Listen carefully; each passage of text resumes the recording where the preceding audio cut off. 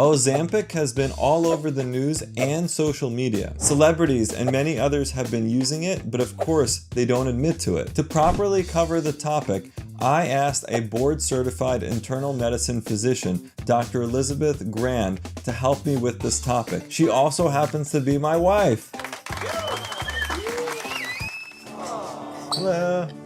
Hi. We finally convinced Liz to join me for a video. You're welcome. So please show support in the comments below. So Liz, what is Ozempic? Great question, Dr. Gary. So Ozempic is the brand name for a medicine called semaglutide. It's a once-weekly subcutaneous injectable medication, meaning that the medicine gets injected into the skin in usually the upper arm, the thigh, or the abdomen. And it's primarily used to treat type 2 diabetes. That's what it was FDA approved for initially in 2017. Ozempic or semaglutide belongs to a class of medications called GLP-1 receptor agonists. And GLP-1 is basically a hormone that's produced by the GI tract.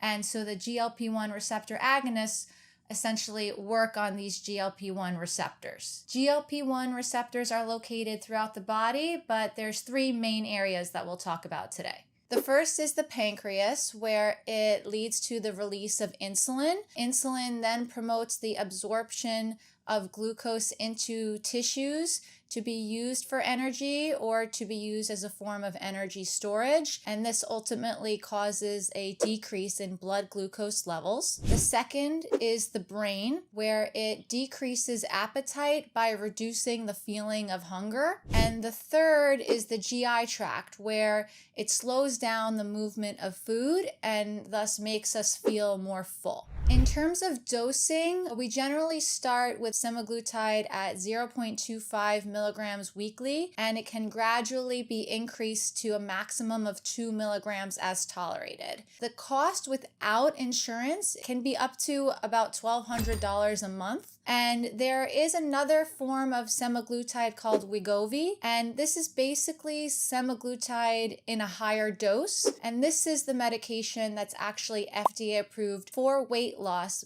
but it is specifically approved for people either with obesity or who are overweight with at least one weight-related condition. These include conditions like high blood pressure, high cholesterol, and heart disease. So what is Ozempic or semaglutide used for? It was initially meant for the treatment of type 2 diabetes to help decrease blood sugar by augmenting the release of insulin. But people found that there was also this impact on weight loss, and it's been studied and it has been shown to reduce weight. But what they've also found is that people generally need to stay on Ozempic in order to maintain the weight loss. In terms of risks or side effects, the most common side effects that we typically see are nausea, vomiting, constipation, sometimes diarrhea. We also see dizziness, increased heart rate, headaches, reflux, even sometimes acute kidney injury, which is thought to be due to dehydration from all of the nausea and the vomiting that Ozempic can induce. It's also not recommended for people who have certain gastrointestinal tract diseases like inflammatory bowel disease, things like Crohn's disease or ulcerative colitis. There's also a black box warning for a specific type of thyroid cancer. This comes from studies that were done in rodent models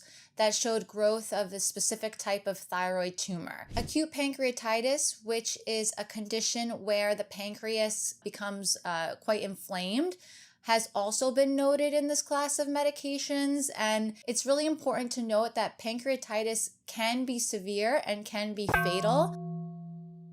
It's unclear what this mechanism is for this possible complication. It's also unclear whether or not this has any implications for pancreatic cancer in the long run. But regardless, if you have a history of pancreatitis or if you develop pancreatitis while on the medication, you should stop it and you should never take it again.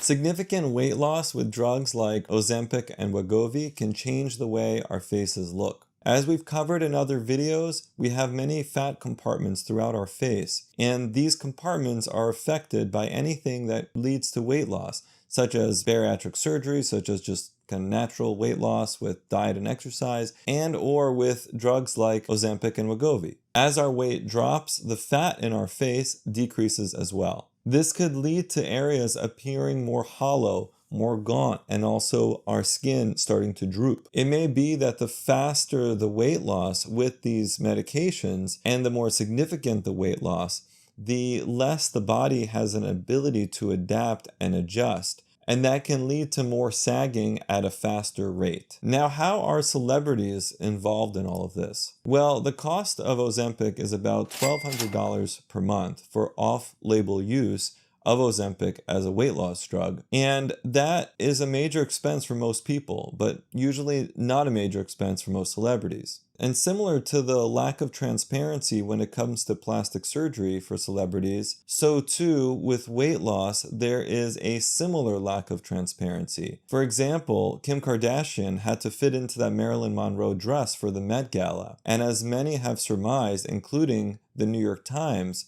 she may have taken Ozempic to drop weight quickly to try to fit into that dress. But remember that the safest way to lose weight is to do so gradually with these medications and with any other method as well. I'm anticipating that the popularity of facial filler, including fat transfer to the face, will increase because of medications such as Ozempic. I also think that the incidence of lifting procedures such as brow lifts and facelifts will increase as well because, as we talked about previously, there's an increased sagging that occurs when the fat in our face declines. And we've been talking a lot about buccal fat removal on this channel and the risks of that procedure. And keep in mind that Ozempic is now introducing additional hollowing of the face. So if someone's had a buccal fat removal, then they go on Ozempic to lose further weight. Now they're going to look even more hollowed out, gaunt,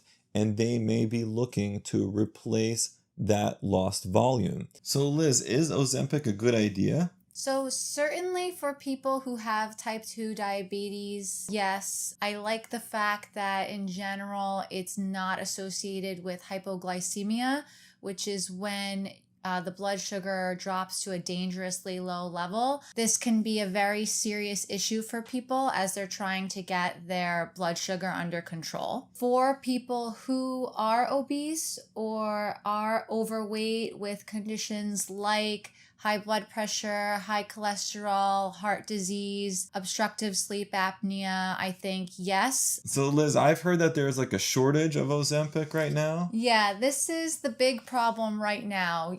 People who really need this medication are not getting it. People who have type 2 diabetes who have been on this medication for years are having trouble accessing this medication. Physicians who are prescribing these medications to people who don't necessarily need it, resulting in, a decrease in the supply for the people who do need it. I know that not all doctors are doing this, but there's probably some that do that. And I would say you need to take a look at yourself in the mirror. And, the other issue I see with the increased use of Ozempic for people who are just trying to lose that little bit of extra weight, it just speaks to this kind of viewpoint that unfortunately we as a society seem to have, that our bodies, and I think in particular women's bodies, but certainly everyone's bodies as well, we view our bodies as like a trend. Right now it's in to look thin,